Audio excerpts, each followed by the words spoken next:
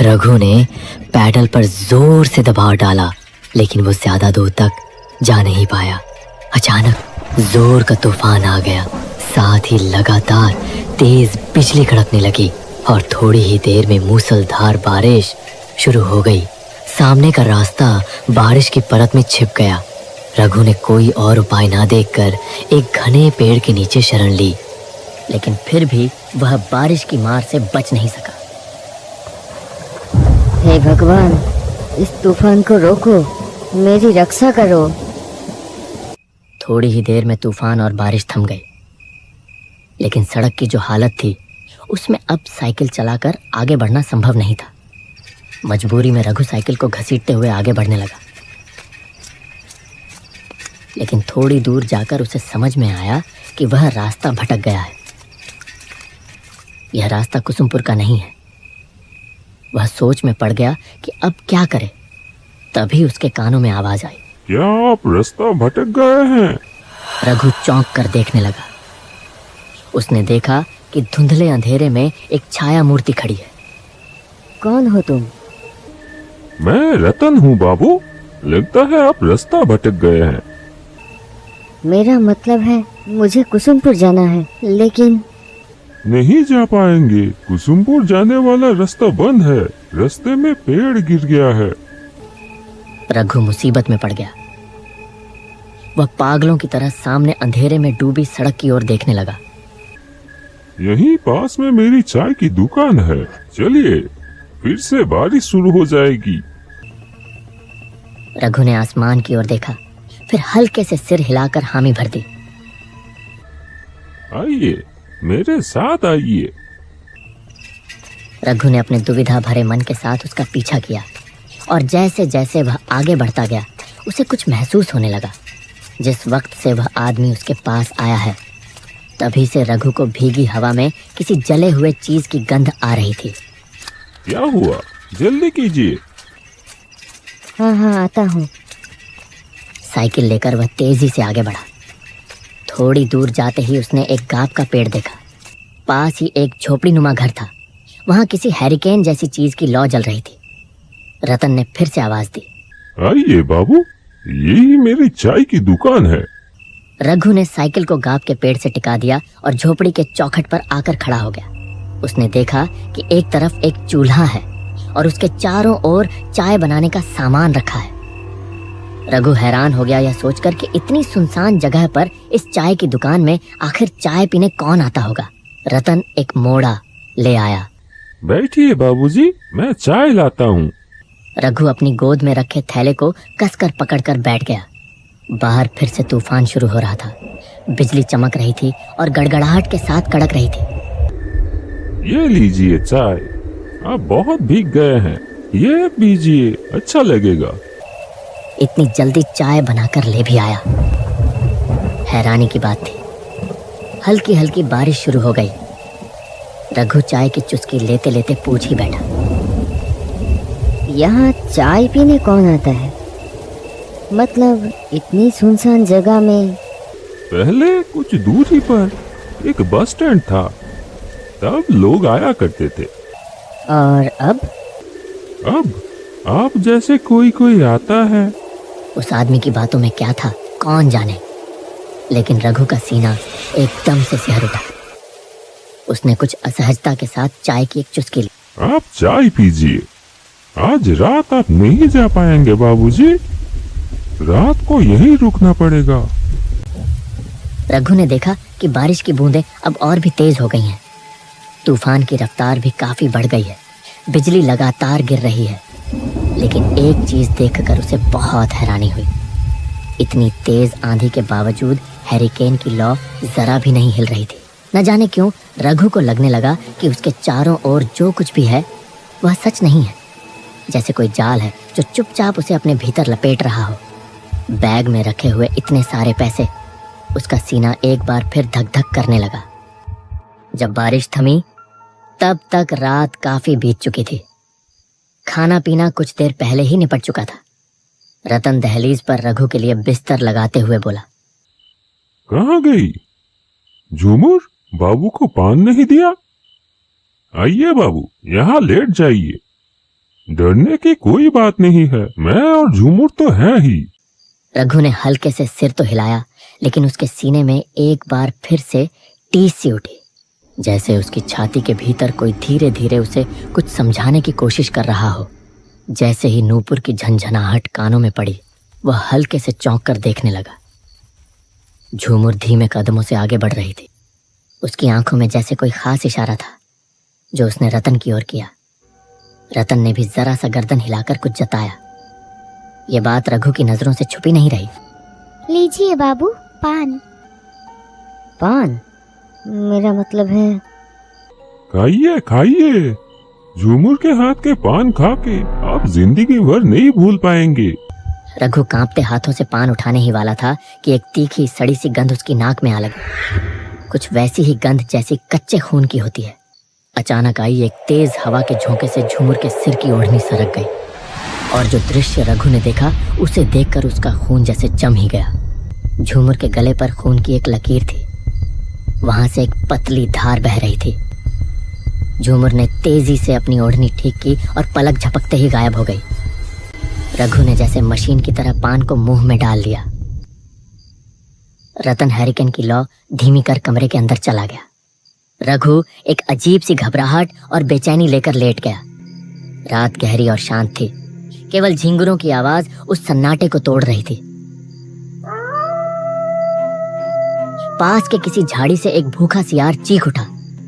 फड़फड़ाते पंखों की आवाज के साथ एक काला उल्लू आकर गाब के पेड़ पर बैठा और अपनी डरावनी आवाज में बोल उठा। रघु का सीना बार बार कांप उठता रहा। भगवान देखना, ताकि रात ठीक से कटे। थकान की वजह से थोड़ी ही देर में रघु सो गया। अचानक एक डरावनी चीख चारों ओर गूंज उठी।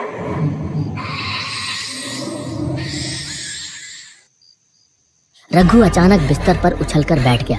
उसने पागलों की तरह इधर उधर देखा। तभी उसके कानों में एक कराहती चरमराती सी आवाज पड़ी। वह आवाज जहां से आ रही थी, रघु ने उधर नजर घुमाई और जैसे ही देखा, उसका शरीर डर से सिहर उठा। सिर्फ एक हाथ की दूरी पर कोई एक व्यक्ति गले में रस्सी डाले झूल रहा था।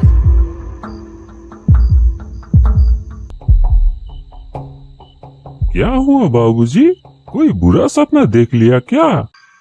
रघु ने देखा कि झोपड़ी के सामने जो आंगन जैसी जगह है, वहां एक लगभग टूटे झुके बांस के मचान पर रतन बैठा है। उसने एक बार फिर धीरे से गर्दन घुमाकर उस ओर देखा, जहां कुछ देर पहले कोई गले में रस्सी डालकर झूल रहा था। लेकिन यह क्या? वहां अब कुछ भी नहीं था। क्या ढूंढ रहे हैं बाबूजी? कुछ नहीं है, वो सब बुरा सपना है। तुम तुम इतनी रात को बाहर क्यों हो? बहुत गर्मी है, इसलिए बाहर की हवा लेने आया हूँ। आप भी आइए ना। रघु समझ गया कि उसका शरीर पसीने से तरबतर हो चुका है, इसलिए वह बिस्तर छोड़कर मचान की ओर बढ़ गया। भीतर दबा एक अजीब सा असहज भाव लिए वह रतन के पास जाकर बैठ गया। तभी कहीं पास से एक निशाचर पक्षी तीखी आवाज में चिल्ला उठा। उस एक चीख ने पल भर के लिए फैली खामोशी को चकनाचूर कर दिया।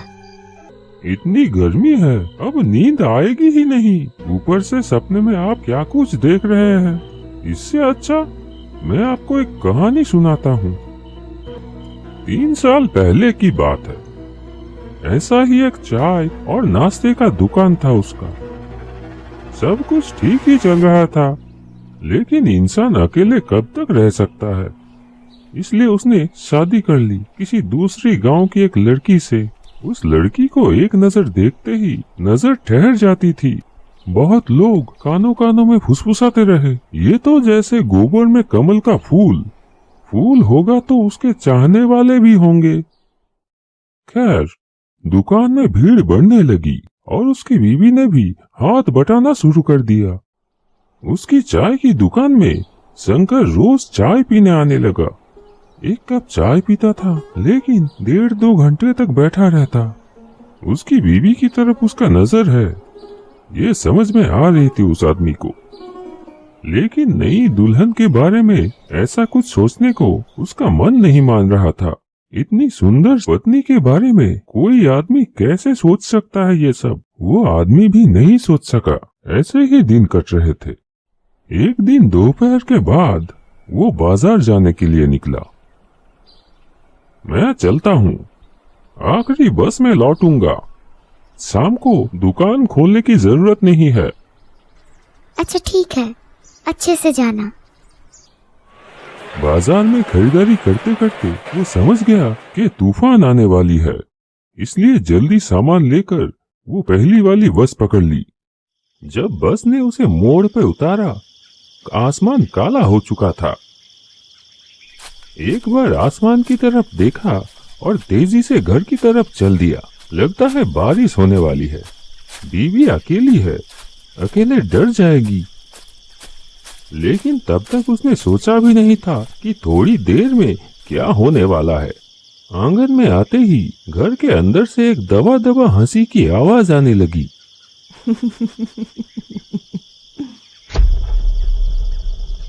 एक पल के लिए वो ठिठक गया। दरवाजे की तरफ ना जाकर वो खिड़की की तरफ बढ़ा। खिड़की से अंदर झांका। घर की मध्यम रोशनी में जो उसने देखा, उससे उसके शरीर में जैसे बिजली दौड़ गई। बिस्तर पर शंकर लेटा हुआ था और उसकी बीवी उसके सीने पर आधी लेटी हुई धीरे धीरे हंस रही है। हाथ से बैग गिर गया। बीवी के लिए लाया हुआ चूड़ियां भी जमीन पे गिर के टूट गई। शंकर दौड़ते हुए बाहर आ गया।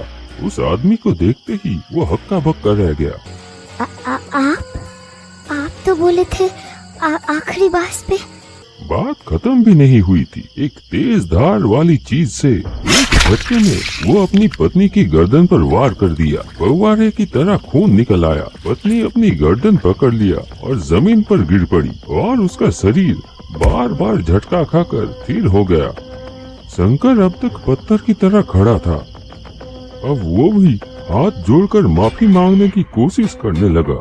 वो आदमी धारदार चीज हाथ से फेंककर शंकर को बालों की मुट्ठी से पकड़ लिया और घसीटते हुए ले चला। शंकर पूरी ताकत से भागने की कोशिश करता रहा। गुस्से में शंकर को जमीन पर पटक दिया। फिर बांस की छत से लटक रही रस्सी को खींचकर शंकर की गर्दन में फांसी की तरह डाल दिया और दोनों हाथों से रस्सी के छोर को खींचने लगा। शंकर के मुंह से दम घुटने की आवाज निकलने लगी। उसकी आंखें बाहर की तरफ निकल पड़ी। तड़पते तड़पते उसका शरीर धीरे धीरे शांत हो गया। वो आदमी पागल की तरह अपनी पत्नी के खून से लथपथ शरीर को घूरता रहा। फिर गला फाड़कर चीख पड़ा।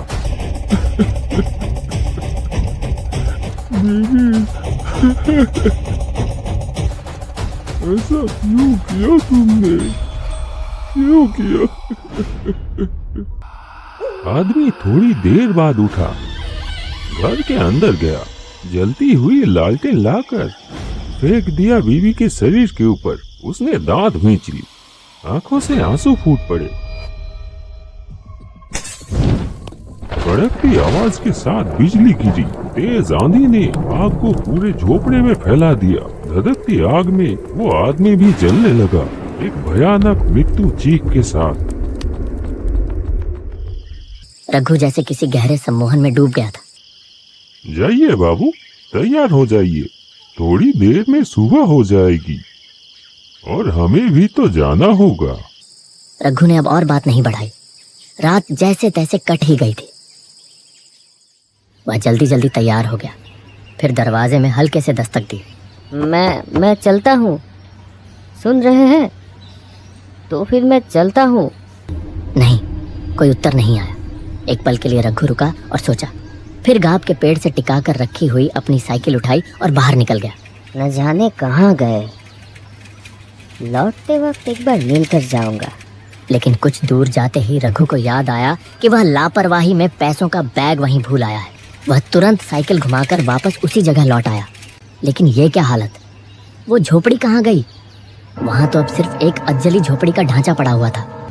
आप शायद ये ढूंढ रहे हैं। देखा, उसका पैसों वाला बैग। मैं? झूठ। तेज हवा के झोंके से ओढ़नी हट गई। वही सड़ी सी तीखी गंध फिर से उसकी नाक में आ लगी। रघु की आंखों के सामने प्रकट हुआ एक औरत का भयावह खून से सना चेहरा। रघु होश खो बैठा और साइकिल समेत वहीं सड़क पर गिर पड़ा।